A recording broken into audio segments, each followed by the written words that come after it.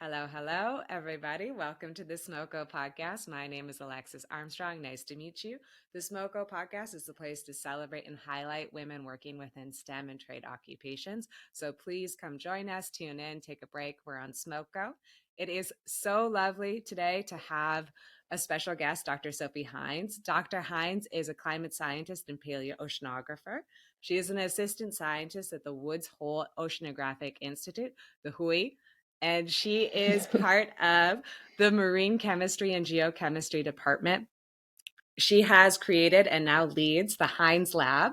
The Hines Lab is really interested in understanding glacial, interglacial climate change and understanding the role of ocean circulation in major climate transitions. So this area of research, it's so important, it's so topical, so interesting. So just thank you so much, Sophie, for coming on today, and I can't wait to learn more. Thanks. Yeah, it's great to be here.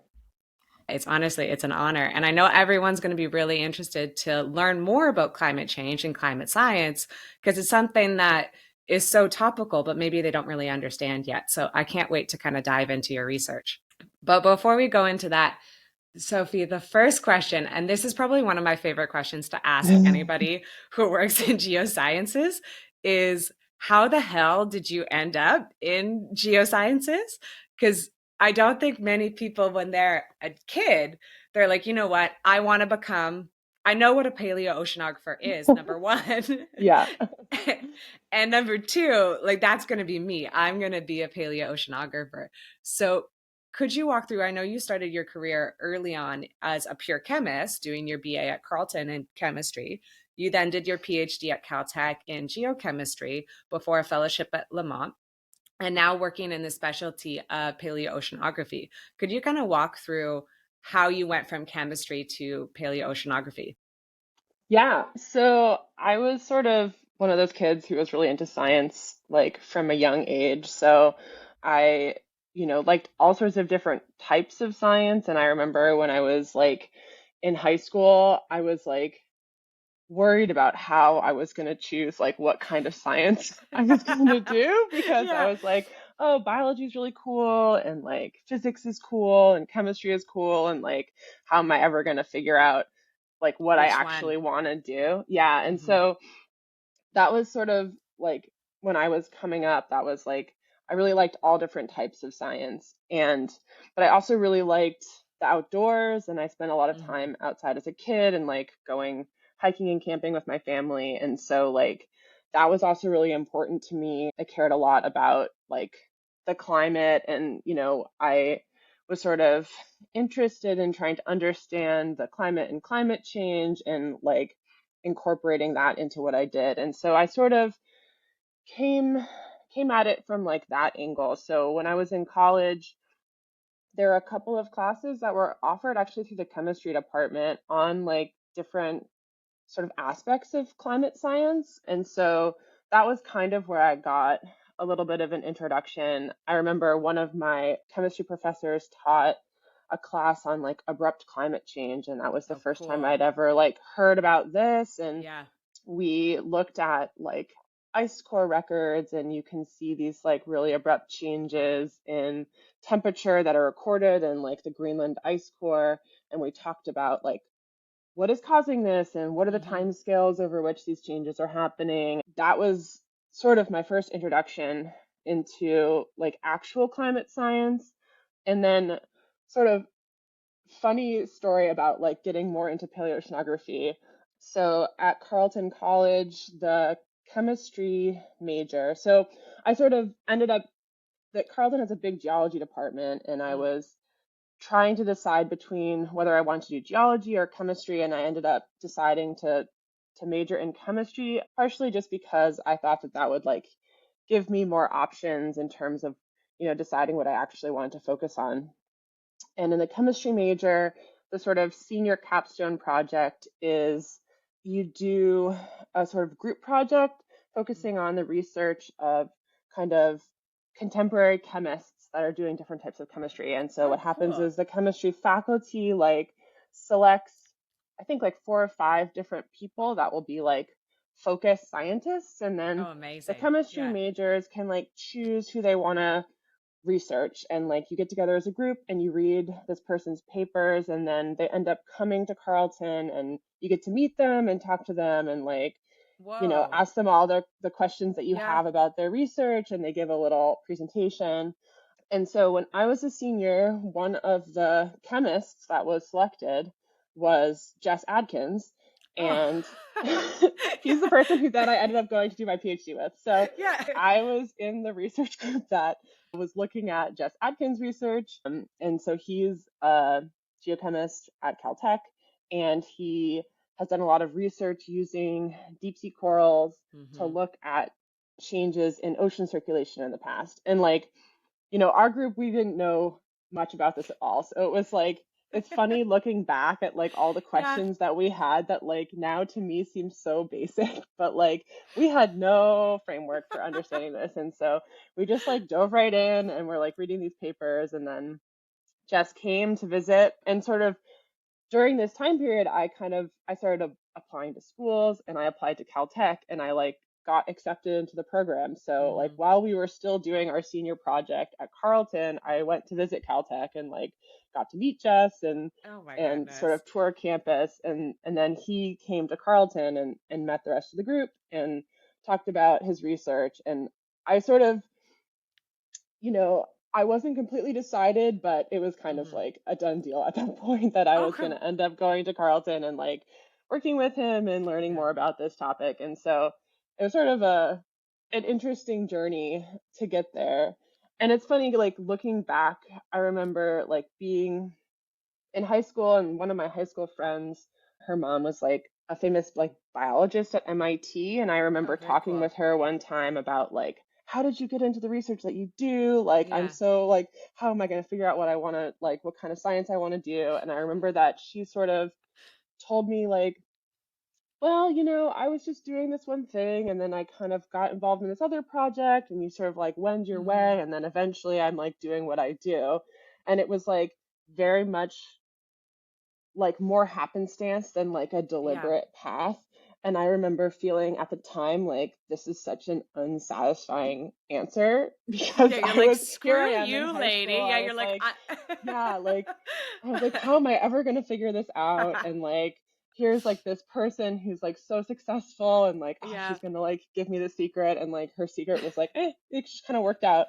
And Yeah. then that's like exactly what ended up happening to me, where it kind of just like worked out, and I could totally have seen myself like going down a slightly different path Mm-hmm. and like doing something different, but it kind of just worked out, and now I like I doing love what I it. do, and it's great. And so it was really funny like to kind of look back and be like, man, I really should have just trusted her because she actually knew what she was Yeah, she talking knew. about, and the same thing happened to me. Yeah. So Yeah. She's now done I this like tell that before. story to other students, like when I'm like, oh, don't worry about it so much, like you'll work it out. 100%. And I didn't think that was true, but it is. I love that. Like, I absolutely love that serendipitous moment. I love it in multiple ways. I love for the first off that you were so nerdy that you were like having stress to be like, Yeah. what science do I What science choose? am I Like, gonna do? I Yeah, honestly, exactly. I love them all. Like, where do I go? Because I had the same thing. I was obsessed with too many things and too many different types of science that I was like, oh my God, this is the most stressful. Like, do I choose biology or geology? Like, what do I do? So I love that aspect of it. And then I love the serendipitous. And I love that you were upset with her to be like, lady, tell me your secret. Tell me your life plan of like steps that I can follow. Again, Yeah. very like scientific to be like, give me your scientific method and I will do it like perfectly. And she was just like, yeah, just wing it. And that's Yeah, exactly it's what gonna work happened. out. Yeah. Yeah. Yeah, That's she's a so really smart beautiful. lady. She knew She what she was was talking about. a She knew hundred what she was talking percent. about. Yep. She was like, don't worry, you're going to do a project in your undergrad, and then you're going to end And up then, meeting your future mentor yep. and doing a PhD with him. Like, that's just, it's so beautiful. I love it. Okay. So, diving in a little bit more on to now what you do as a paleoceanographer and climate scientist. So, your research, it's trying to understand global scale ocean circulation and past climate change over a range of timescales. Could you kind of explain that in layman's terms if people are not oceanographers? Could you walk through kind of what this means? Because people are so obviously interested in understanding climate science, but maybe they don't understand the levers of climate science, one being ocean circulation. So, why do we care about ocean circulation and why do we care about it in past climate to understand what's going on right now? Yeah. So the ocean is plays such a major role in global climate for a number of reasons. So I think when a lot of people think about ocean currents, they think about the sort of ocean currents at the surface that you could Hmm. like experience if you're swimming around. But really, the ocean is this big three-dimensional thing, and there's this huge, deep ocean that's actually even more important for climate on long time scales. And part of the reason is because there's a ton of carbon that gets stored in the deep ocean. And so, like right now, we're really concerned about the amount of CO2 in the atmosphere, and that's like causing the planet to warm.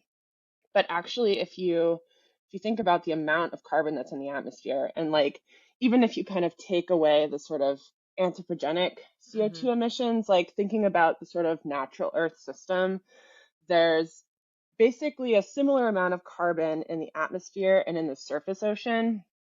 And the deep ocean stores about 60 times more carbon Yeah. than the atmosphere. And so relatively small changes in the deep ocean can really impact the amount of carbon that's in the atmosphere. And so, on long glacial interglacial timescales, if we think about like 20,000 years ago, that was the last glacial maximum. There's like, Hmm. a mile of ice over North Everywhere. America. It's Yeah. like Yeah. very, very different. That was basically a change of 100 ppm CO2 in the atmosphere between the last glacial maximum and the sort of pre-industrial climate. And so Hmm. you can have these really, really major global changes that are involving changes in atmospheric CO2. And really, the deep ocean is the major reservoir where you have the potential to store that carbon on those Hmm. timescales. And so the deep ocean is filled from the surface ocean. And so the way you get water down there is you have these Ocean a, mixing. a couple of regions in the ocean where you get deep water formation. And there's basically two places today where that happens. One is in the North Atlantic, where you basically have water that's flowing northward. It carries a lot of heat. So the ocean Hmm. circulation, the global ocean circulation is really important for heat transport. If you think about the climate in Scotland versus the climate in Newfoundland, Canada, Hmm. is really different. And part of that is because you have the Gulf Stream that's bringing warm water from the tropics, and it flows All the way northward, and up. it kind of flows across and goes next to Ireland and the UK, and it like gives all that heat up to the atmosphere. And so you Hmm. have a much warmer climate in Europe than you have in North America at the same latitude. Yeah. And so the ocean plays a really important role in that heat transport. And basically, as that heat goes from the ocean to the atmosphere, it causes the water to become colder and it Hmm. becomes more dense, and then you can have sinking. And Yeah. so water goes from the surface into the deep ocean. And then that process also happens around Antarctica, where you can form a different flavor of deep water that basically fills the deepest parts of the ocean. And so as it's going down, it's involved in heat transport, and it's also taking carbon from the surface to the deep ocean. To store And it. that's, yeah, exactly. And so Hmm. this process of deep ocean circulation, or this, we call it the meridional overturning circulation. So sort of going across different latitudes, and then this sort of three-dimensional surface to deep circulation that happens on a time scale of about 1,000 years. So it's Mm. pretty long if you think Hmm. about like people living, like 1,000 years is a long time. And Yeah. so you're storing carbon down in the deep ocean for these long time scales. And that's really key for kind of taking the globe and going from like today's climate into a full ice age. And so those are the kinds of ocean circulation changes that we think are really important for driving these global climate transitions. And so those are the sorts of ocean changes that I research. So I try to reconstruct those changes using various sort of geochemical proxies. Markers and So proxies. Yeah. exactly. So little ways that you can essentially record like fossil information about the ocean in the past. And there are certain ways that you can store that information and then go and you use sort of geochemical techniques to like extract that information back out, and you can get a record of what happened in the past. And then a lot of the science is trying to connect those changes in the ocean with other records that are showing the atmospheric CO2 or global Temperature. Yes. temperature. Yep. Yeah. And so you want to kind of try and find links between those things. So, what changes do you observe in the ocean, and how can we link that with changes we see in other parts of the climate system? Because it's really those links between different aspects of the climate that are really important for thinking about, The what's future of happening it. now, what's going to happen Yeah. in the future. Is we really have to understand the system as a whole. And so the deep ocean is a really key part of that system. And so we're basically, paleoceanography and paleoclimate is just different ways of reconstructing parts of the system in the past and then finding links between them all. So it's not one single measurement that's going to give you the answer. You kind of have to bring them all together and synthesize a lot of data to kind of understand more holistically what's happening. Yeah, a holistic view of climate, and it's using that one major lever of climate, ocean circulation, specifically deep water, and using like that Mm-hmm. sink of carbon to really understand what's happened in the past, right? And how is that linked to surface temperature, atmospheric temperature, or CO2? Get that Exactly. full idea of holistic past climate and then bring it into the future. And can we model that? And can we kind of understand what's going to happen to us? Because I think something foundational in oceanography that maybe people aren't aware of is that ocean circulation has changed with time, right? So understanding these movements of these deep water masses, and again, like you said, that cycle of 1,000 years, right, of Mm-hmm. changing us from a glacial to interglacial period is super important to try to figure out what's going to happen to us in the future, right? So again, we're looking at CO2, we're looking at carbon sink, and we're also looking at surface temperature, right? Like water temperature is really what we're interested in. Mm-hmm. Is that correct? Yeah, exactly. All of these things that are working together. And like in terms of predicting future climate, we want to help kind of inform models and make sure that they're doing a good job of reconstructing or of like representing the climate system. And so by having better records for the past, it sort of helps you test out model like Mm-hmm. depictions of the global climate system. And so if a model can accurately represent a past climate, then you have more faith that it will accurately represent the future climate. And so another way that you can use this information is to kind of validate models and make sure that they're sort of Correct.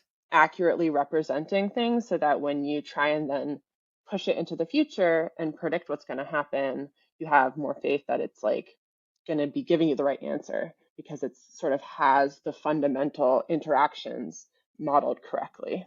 That's very, very cool. And that's a wonderful, thank you for adding that because that's a wonderful thing of being, I think some people who maybe don't understand climate change or skeptical of it to be like, how do you know that these models are predictive? So that's a wonderful reminder too, to use it to look at past climate and be like, we understand past climate, check your model to make sure we can actively predict that time scale. And then to know to be like, our model is correct or potentially more correct, right? There's always going to be a level of bias and error, Yep. but just to have a check on that, that's a fantastic area of research. Yeah, That's wonderful. exactly. And I think you already kind of touched on this a little bit, but the next one was really looking at like these deep ocean interactions and these like water mass circulations. There's a couple key areas in the ocean that everyone is obsessed with. You mentioned the Hmm. North Atlantic. Antarctica is another one, and one area that you do see it is in Cape Algoa. Could you kind Hmm. of maybe explain a little bit more why scientists geek out over these two areas?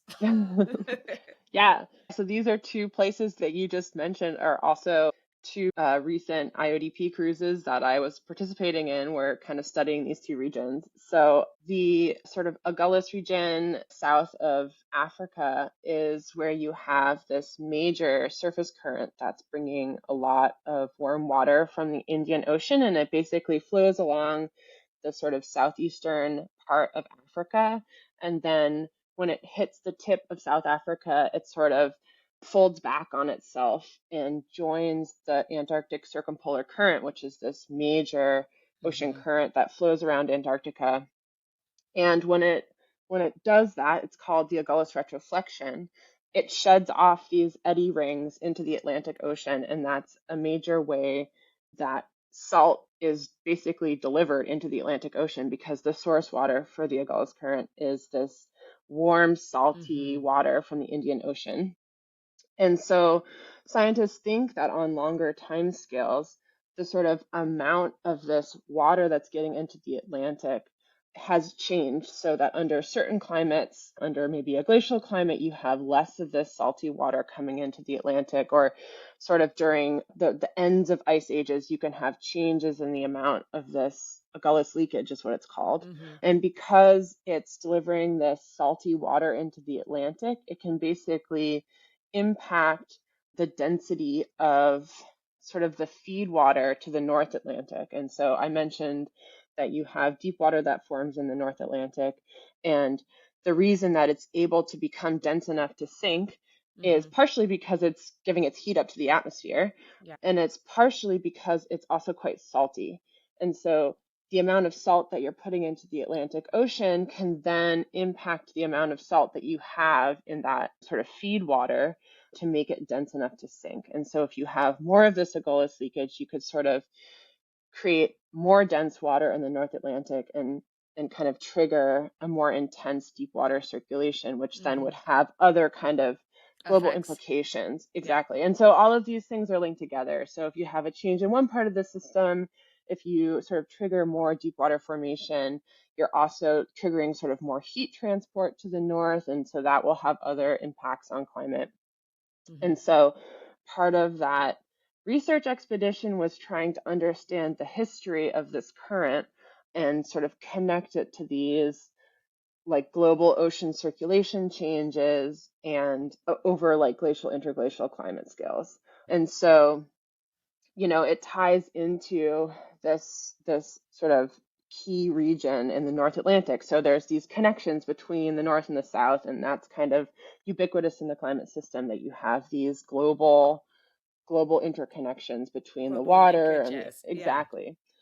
And the Iberian margin is also, it's a place that people have gone to look at climate. And part of the reason is because you can have these really sort of unprecedented high resolution records that you can generate. And so one of the ways that paleoceanographers reconstruct climate change in the past and ocean circulation in the past is using sediment cores. Mm-hmm. And so it's basically just like a long tube of mud that you collect Yes. from the bottom of the From the ocean. bottom of the ocean, you Yep, bring it up. exactly. Yes. Yep. And Alexis, you know this very well. But basically, there are a number of different ways that you can collect that mud. You can look at different components of the mud. So one sort of very common way that people look at this is by looking at the fossil Record. shells of Yeah. little plankton that lived in the ocean, either at the surface of the ocean or at the bottom of the ocean. And when they die, their sort of shells become buried in the mud. And so as you go deeper and deeper into the mud, it's Mm-hmm. basically going farther and farther back in time.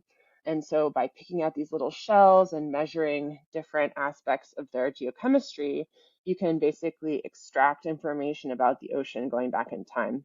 Yeah. I was just going to add into for maybe people that aren't listening. So, what a lot of shells and what a lot of fossils are is they're complete snapshots of the geochemical ocean chemistry of the time that they were created, right? They were born, not Exactly. made. So, their shells are going to be composed of the same chemistry as the ocean that surrounded them. So, they're a Exactly. wonderful proxy to use. And that's what Sophie's talking about is looking at that chemistry because they're like a picture Polaroid of that environment. Yeah, exactly. So when they grow, they use seawater to make their skeleton. And then Mm-hmm. when they die, their skeleton is preserved. And so it's like a snapshot of the water at the time that they lived. So as you basically go deeper and deeper in the sediments, you're going farther and farther back in time. And so the sort of, if you think about that mud, if the mud is accumulating really slowly, then all of those shells are kind of like stacked up really tight together. Mm-hmm. And so when you like sample some of the shells to make a measurement, because you usually can't do a measurement on just one single shell, you need to Yeah, no. take a few of them. And so if you have mud that's accumulating very slowly and you like pick up 20 shells to make a measurement, you're going to be kind of integrating those 20 shells over some time period that could be kind of long. If the Mm-hmm. mud is accumulating really fast, then you Shorter. basically can get, it's a shorter amount of time that you're integrating, and so you can get a higher resolution record. And so paleoclimate scientists really like those high resolution, high accumulation sites because it means you can get this really amazing information and you can sort of understand more like high resolution timescales. And so it's, Yeah. when you think about this like geological timescales, I think sometimes it's hard for people who don't think about this a lot to kind of get your mind to be thinking Oh, about like hundreds and thousands totally. and tens Yeah. of thousands of years and like Millions. exactly. So like as a as a geologist, it's something that you kind of get a lot of practice doing, like moving Mm-hmm. from different timescales all the time. I think it's sometimes I forget that it's a lot harder for other people to kind of Yes. like shift between these different timescales. And so, when I say high resolution and it comes to a sediment core, that's like you can get access to hundreds and thousands of years Mm-hmm. when at other locations you would maybe be thinking about tens of thousands of years. So Yeah. it's still very long time scales, but in the context of like a full glacial cycle, that's like the last glacial maximum I mentioned is 20,000 years Yeah. ago. The previous interglacial is 120,000 years ago. So like we're talking hundreds of thousands of years is the amount of time it takes to go into an ice age and out of an Yeah. ice age and into an ice age. So it's really these long, you're looking over Cycles. quite long time periods, but the Iberian margin is a place where you can kind of get access to higher resolution information. Mm. And so that's really valuable because it's giving you kind of better better data about what happened in the past. And so Totally. that was the reason that site was selected to do kind of a more in-depth investigation. And it's like this slope from the sort of from Portugal down to like the very deep parts of the North Atlantic. And so you can get information at different depths, which also gives you more of a three-dimensional Record of ocean picture. Yeah, circulation exactly. completely. Yeah. So that's really, really valuable as well, getting like information at different depths. And what Sophie's talking about here with the slope, so that's looking at the continental slope, right? With plate tectonics. If Exactly. you move from continental margin to ocean margin, you have a transition period, which is the slope. And it's basically, think of it as like a big cliff, right? And the cliff is going to have Exactly. different depths. It's going to have different angles depending on where you look. But that's why we're really interested in it is we're looking down this slope, down this cliff, and we can pinpoint climate markers along that depth, right? So we're getting a better idea of high sedimentation rate, and that's really nice because it's being able to put data instead of being like, oh, it happened maybe in May in relative time scale. We could be Yeah, like, yeah, nope, it happened on Tuesday, May yeah, 3rd, right? Like yeah. it just gives you a better pinpoint location of that data. And then she's talking about how we also can see a difference in data on depth and how does that change with climate. And then when we look at Algoas, the Algoas, I've never known how to pronounce it correctly, but when we when we look at that in North Atlantic, I always think of the Spice Girls songs of like, if you want to get with me, you got to get with my friends. And I don't know why it comes into my head, but like just that they are completely linked. They are one and the other. If you're talking about one of them, you're talking about the other. Like those two are best friends. They're going everywhere together. They're intrinsically linked. That's where my brain goes. My brain goes I like climate, it. Spice Girls. Good. Yeah. They're Yeah, I one mean, and there's the a lot of same. these connections. Yeah, Yeah. it's cool.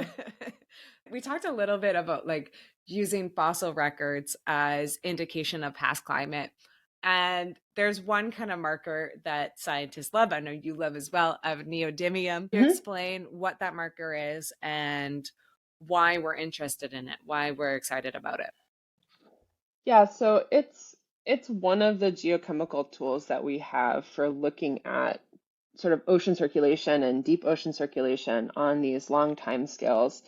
And it's the details of it are complicated as most things are, but kind of the most simplified version that you can think of for this tracer is that it it's basically, well, so neodymium is an element and it has multiple isotopes, which are basically, it's the same element, but it has same number of protons, different number of neutrons, and it has a different mass. And that means that it behaves a little bit differently chemically. And so the isotopic composition can vary around the globe. And so neodymium is ultimately comes from rocks, but then those rocks sort of dissolve over time and it makes its way into the ocean. And it kind of can tag different parts of the ocean with a different isotopic ratio. And Mm-hmm. so you can think of it as like, it's just like a little marker that kind of goes into the ocean and then moves around with the water. And it just so Mm-hmm. happens that in the North Atlantic, the rocks that are around the North Atlantic have a very different isotopic composition than the rocks that are around the Pacific. And part of this is a function of the age of the rocks. So, Mm-hmm. rocks are constantly being formed. So you have some places where rocks are really old and some places where rocks are just, being made in a volcano or whatever. Now. Yeah. So the Pacific is a place where you have very young rocks. Mm-hmm. You can think of like the Pacific Rim of Fire. You have lots of volcanoes around the Pacific. And so that's where rocks are being formed today. In Canada and Greenland, you have some of the oldest rocks on the planet. And so those have a very different isotopic value. And so it kind of tags the water in the North Atlantic with a different marker than the water in the Pacific. Mm-hmm. And in the global ocean circulation, the North Atlantic and the Pacific are kind of like different ends of the flow path. And so because they are also kind of tagged with these different isotopic values, when water is flowing through the deep ocean, you can see kind of mixing between these two values. There are ways in which that seawater isotopic information is recorded in the sediments. And then once it's recorded in the sediments, you can take a sediment core and kind of reconstruct back in time. And so Mm-hmm. that's the idea, is that it's showing, mixing of water Of the from two ends. different Yeah. locations, exactly, from the two ends of the circulation. And Yeah. so if the circulation changed, then the amount of mixing between the North Atlantic and the Pacific could change, and you would record that in the Mm-hmm. sediments as a change in the isotopic value. Yeah. I love it. It's basically like, again, kind of a snapshot in time, but it's also looking at like a change in behavior. I've always loved markers. I think that they're so interesting and they're just, I love them because they also usually give you that yes, right? That you're like, okay, I think that this is what's happening right now. Like, this is my idea. This is my hypothesis. And then you see that marker and you're like, oh, we got it right. like we did it. And so thank you very much for that, for kind of diving into your research because I think it's so important and it's just so topical. And thank you for getting into it. I really appreciate it. Changing kind of scope a little bit. So we met back in 2016, which is absolutely wild. And we met on a on an expedition from Mauritius to Cape Town. And at the time you were just wrapping up your PhD at Caltech. And in 7 years, you've gone from there to then a fellowship and then now to running and operating your own lab at Woods Hole. And for people who are maybe not in oceanography, Woods Hole is like one of the meccas of oceanography. Like it is holy ground. So that I'm just so incredibly proud of you. And that is just so amazing to hear. And how did that feel? Like, how did that feel establishing the Hines Lab? Does it still feel surreal seeing that name to be like, that's my last name, that's me? How did that come to be? Could you walk us through it? Yeah, sure. It is funny. I mean, it's weird to like go from being a PhD student to like then running your own lab and in what seems like kind of a short amount of time. Like I think you come to realize that like a lot of this you just sort of you have to learn as you go. Like no one is really no Yeah. one really tells you how to do it. So yeah, it's still kind of funny to be running my own lab group, but I'm excited about it. Uh, When I first sailed on the expedition with you, I was finishing up my PhD, and then when I graduated, I did a postdoc at Columbia University.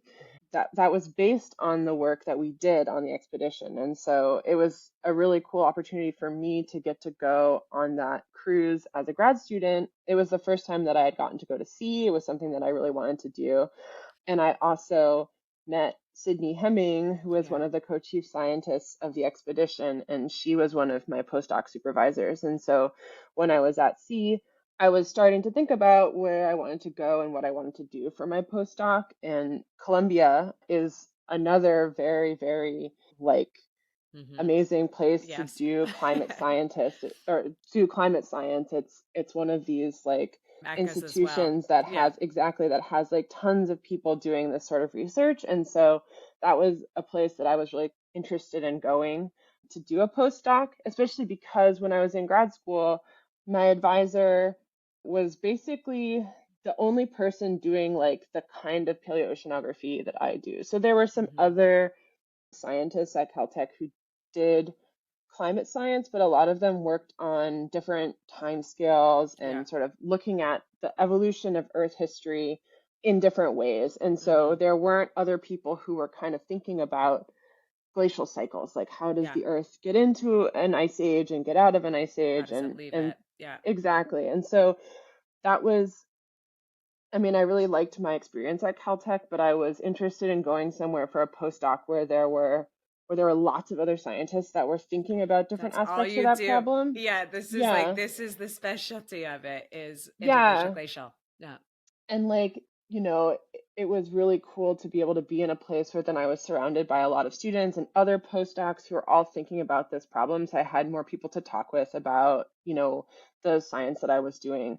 And so I talked with Sydney when I was at sea about, a postdoc project, and it sort of ended up working out for me to go to Lamont to do a postdoc with her. Mm-hmm. And that that was really great. And sort of yeah, then when you're a postdoc, it's kind of a funny time period because you kind of spend I feel like the joke about it is you spend half of your time like finishing writing up papers from your PhD and the other Yes. half of your time applying for jobs.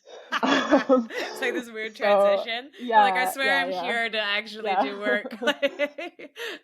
Yeah, so it's kind of chaotic because Yeah. it's usually only it's like one A to couple 3 years of years. time. Yeah. Yeah. So Mm-hmm. you kind of are immediately looking for the next thing. And faculty jobs are so competitive now that Yes, they it's are. really hard to get a position. So I was kind of immediately starting to apply for jobs and, I interviewed a number of different places and then kind of got the job at Woods Hole, which was Amazing. just Like yeah, it worked so out very well for crazy. me. So then I started here in April of 2021 and started like making my own lab. It's been just me, so I'm just kind of doing my thing, but hopefully I'm trying to recruit a grad student soon and I'm going to be I have a technician starting that will be joint between myself and another scientist. So it'll, things are picking up, but Oh, it's slow to start things out. It takes a while. oh, completely. Like you're starting your own lab. That is a Yeah, huge endeavor. That's not something that's going to happen overnight. And I could imagine it being amazing and just congratulations times 1,000s for starting thank it. you. But I could also imagine it being a little bit scary and just being like, no one's really telling me what's allowed, what's not allowed. Like, oh, I guess I'm just going to go for it. Like, I guess this is just what I'm going to do. But congrats as well to have a technician and to get an undergrad, or did you say graduate or undergraduate student? Grad student, yeah, Grad student. like a PhD student. Yeah. Amazing. That's very, very exciting to get a PhD student. That's Yeah, wonderful. so hopefully I haven't recruited somebody yet, but hopefully like this next year I can get somebody to join the That's lab, so wonderful. that'll be nice. That's very cool. And like what I know you're just getting set up and there's so much stuff to go to get the lab set up and to kind of go through it. But what are you working towards for the next like couple of years with the Heinz lab? What is the mission of it? Is it going to be really similar to the research that you're doing now? Are you expanding into different areas of ocean circulation or are you still really focused on North Atlantic? Yeah, so, it's sort of similar, it kind Mm, of building everything is sort of building on what I've done so far. So we talked about the Iberian margin. I went on another expedition this fall on the same ship that you and I sailed on, Alexis, mm. and we collected a bunch of sediments from that area. And so that I'm going to be getting a ton of samples. I'm Amazing. actually in like a month in June, I'm going to be going to Germany to the core repository where all the cores are stored. And we have what they call a sampling party, which basically means that all the scientists get together and you spend like 6 hours a day, like Chaos. scooping mud out of the cores Yeah. and taking like thousands and thousands of samples for everyone.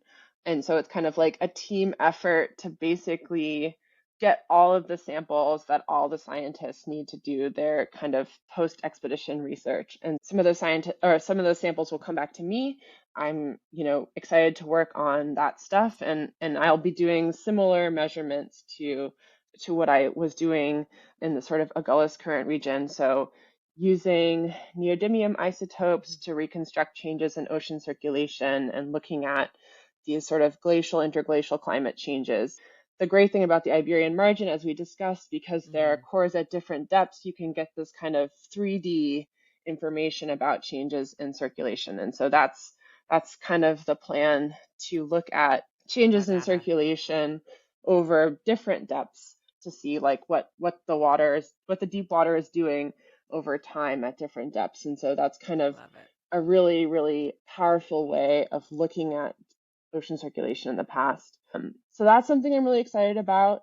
I also have a project with some collaborators it's also related to neodymium, but it's like trying to understand the proxy a little bit better. Oh, cool. And so looking at the sort of things that are happening today in the modern ocean so that you can kind of understand a little bit better, like, how does the water get tagged with this isotopic value? How does it get recorded in the sediments?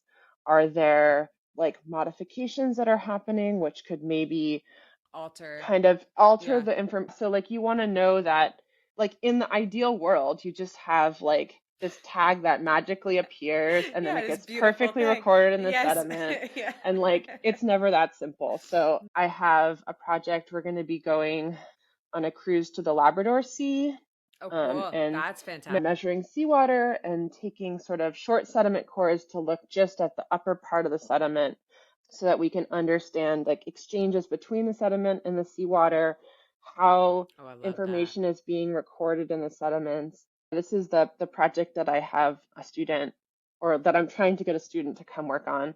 It'll be a chance to go to sea again, different kind of cruise. So the IODP expeditions are really awesome. There's this like whole infrastructure that's there on those ships. The US academic fleet has that's like what we'll be using to go to sea, and it's much more of a, like, you have to bring all of your equipment yourself, and it's much more like do it yourself kind of. Obviously there's the coring devices are provided, but there's a lot more. There's a lot more stuff that you kind of have to bring along. So unlike the WHOI's resolution, where it's basically like a floating laboratory and there's all this instrumentation that's already there, which is so incredible.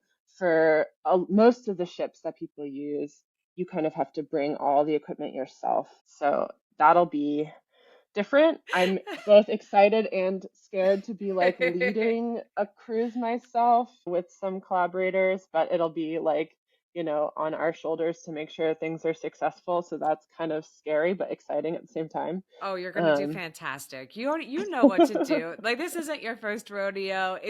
I could understand being scared, but you're going to be fine. Like, you know everything that you need.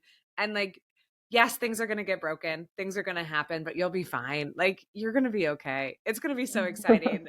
Like, that was wonderful. Thanks for the vote of confidence. You're welcome. It's deserved. Like, I feel like it's going to go completely.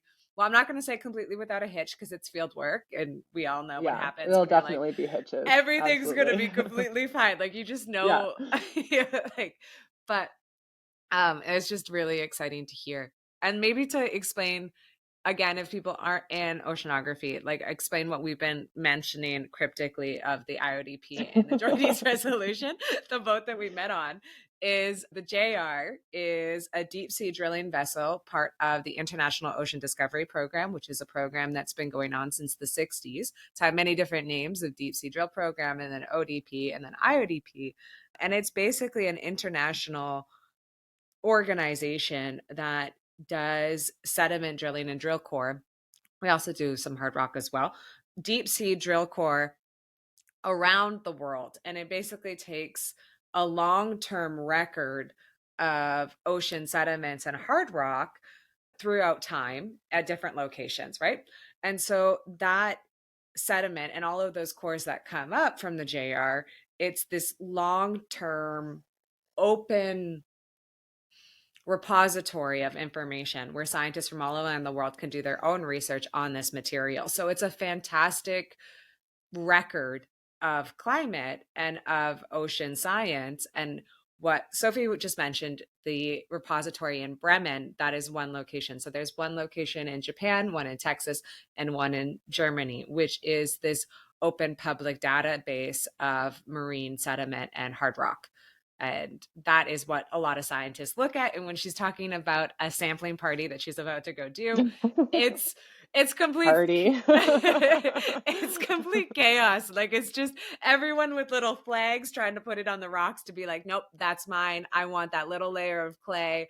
I want it. I want to take it home. I want to study it. Like, it's just, but it's this beautiful organization, and expeditions have a set number of scientists that all work together too on major projects and do a bunch of collaboration work on research and papers. And so it's just a wonderful experience. And we met on one expedition, and then I'm so happy to hear that you've been on more and that you're about to lead another one with the National Fleet. And the National Fleet, my understanding of it is that it's a gravity-based core system. Is that correct? hmm Yeah, so the coring is, so on the Droides, like you mentioned, it's like a drilling vessel. So it looks like an oil drilling ship, but it's all scientific drilling. And basically the way it works is that you like lower drill pipe from the ship all the way down to the bottom of the ocean, which is kind of mind-blowing. Like Oh, yeah. hundreds and thousands of meters. Like you basically attach the ship to the bottom of the ocean, and then you take sediment cores from the bottom and bring them back up on board. And because of the drilling infrastructure, you can go quite far down into the Yeah. mud. So you can go like hundreds of meters into the seafloor, and you can get these long records, which is really amazing for studying climate over long time periods. Yeah. The sort of a simpler way to get a sediment core is you basically, it's like a straw with a rock on the end, and you like put it over the side of the boat, Boom. and it's like goes down and sticks into the mud, and then you pull it back out. Yeah. That's like you can get cool records. They're shorter, but it's easier. That's like a much easier infrastructure to deploy. And so Totally. Yeah. there are more vessels that have the capability to do that kind of gravity coring. Yeah. And so again, it's like it's a, big tube with a big weight on the top. Yeah. And so these ships can basically use like a little crane off the side and deploy the core on like a wire line, and it just goes down and sticks into the mud and then comes back up. And so that is, it's much less infrastructure. And so that can kind of happen also all around the globe. It's harder to get these really long records if you want to go far back in time and you want to have high resolution information. You need like hundreds of meters of Yes. sediment. Yeah. And with this gravity coring system, you can only kind of get maybe tens of meters of sediment. So it's like much shorter records, but it's kind of easier to do it. It takes a lot less Infrastructure planning and and yes. Yeah. infrastructure. Yeah, so it's just an easier system to use. And you can also use these other types of coring systems called a multi-core, which is these very short, they're like, I think it's basically a meter and a half or a meter long, and they just like stick into the very top of the mud. But they're really good at kind of capturing that interface between the ocean and the sediment. Yeah. And so it actually, like when they come back up, they're usually only halfway full. And so the top Oh, part is like that's water and the bottom perfect. part is mud. And so you're Yeah. like really capturing that interface, which is Yeah. crucial for like doing some of these studies where you want to understand interactions Right between at the the mud and surface. the Yeah. water. Yeah, you want to have a very undisturbed interface. And on the drill ship, it's really hard to capture that interface. Totally. And so that's another thing you can do with these like other types of vessels. The US has a whole fleet of ships that can do this kind of work, and other countries do as well. So there are, other research vessels all over that are doing, gravity coring. this multi-coring, which is capturing that interface between the sediment and the ocean. And so that's the sort of thing that I'll be doing in the Labrador Sea, is using mostly multi-cores to kind of look at these interactions between the mud and the seawater that's sitting above it. Yeah, that sounds perfect. Like a multi-core is like exactly what you need, right? Like that's a beautiful Yeah. record. And it's That called multi-core because there's like 8 of them. So you get yeah. like 8 different, it's like not one tube, it's like 8 little mini tubes that are Oh, getting you that I love interface. it. So cute, but also so perfect that you have like Yep. little 8 records of it, right? Like Yeah. Yeah. that's ideal because Sophie's right. Like when you do drill coring, that interface is usually lost, unfortunately. Like we try our best to get some record of it, but it's very, very hard to have a perfect shot that that's going to be recorded or not have some type of interference, right? Yeah, like get disturbed when you're Yeah, collecting the mud itself. Yeah. exactly. Right. But it's just because it's so deep and just the way that she goes. So that's so exciting. Have so much fun in the Labrador Sea. When do you leave? We don't have a date yet because the Labrador Sea is pretty far north. There's kind of, you can only really go when it's summertime in Mm-hmm. the northern hemisphere. It hasn't been scheduled, but it would either be in the summer of 2024 or the summer of 2025. Very cool. So That's wonderful. hopefully like July. July is like Oh, the ideal weather window. yes, yes, it is. Like So that would be you don't perfect. want storms. You don't No. want like big waves. Oh So my you God, it's kind of so try and rough. avoid that.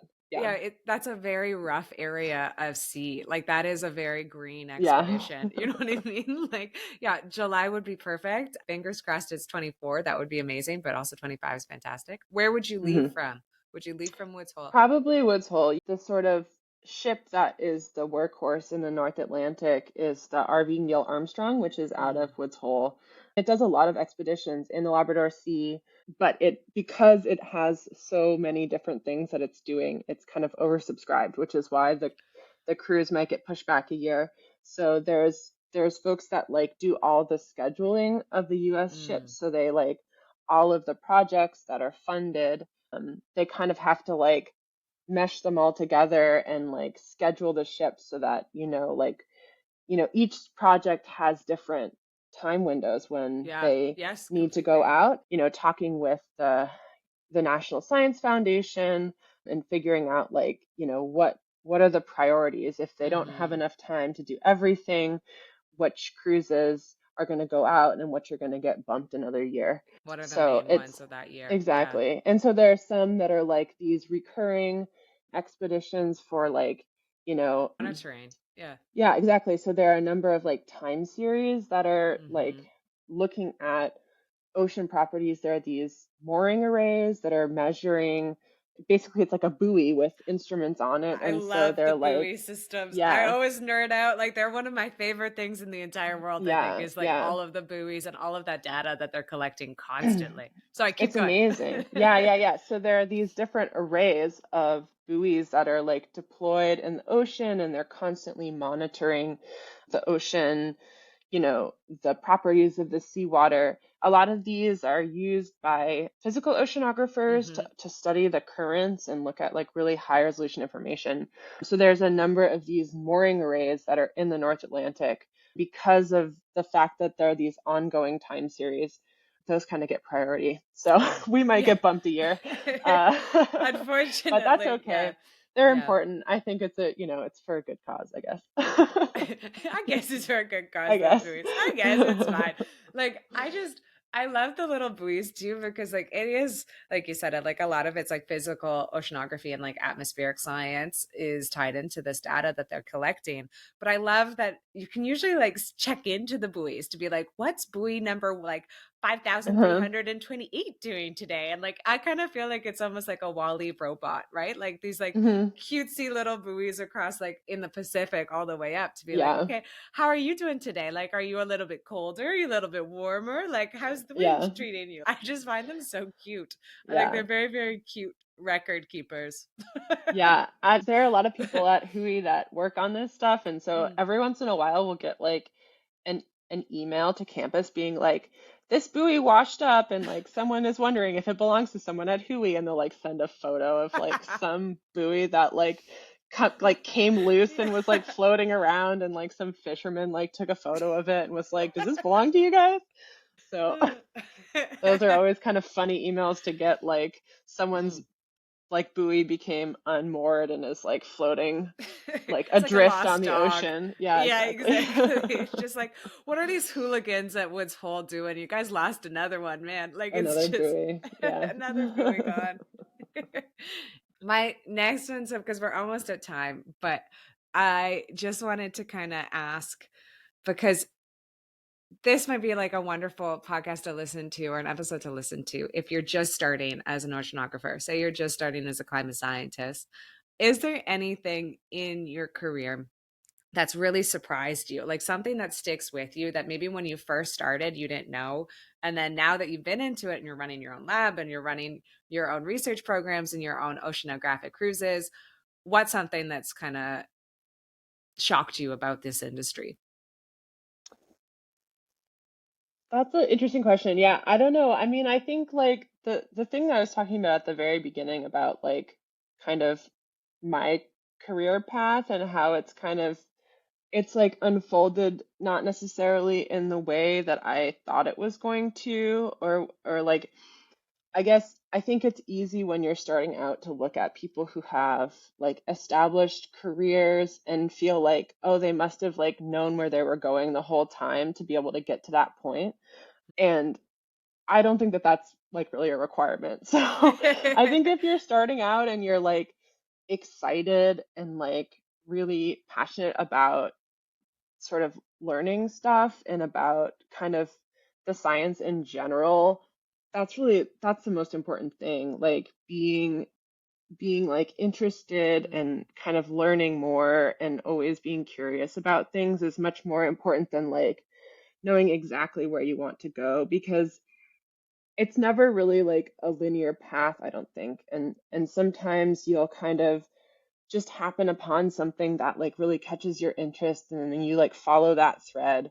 And a Mm. lot of grad school is kind of about that, you're like coming into a new topic and like I don't know, looking back to when I started grad school, like I didn't know anything about oceanography. Like I was Yeah. a chemistry major, but like Yeah. I didn't know about ocean circulation. Like I didn't come into it knowing all of this Knowing it. stuff. And Yeah. like you learn so much in grad school, and like just being kind of open and curious, and like I think that that is the most important thing, and that you learn so much along the way. And I think like it's always kind of informative to like take a step back and just think about like, man, I've come so far since I Mm. started.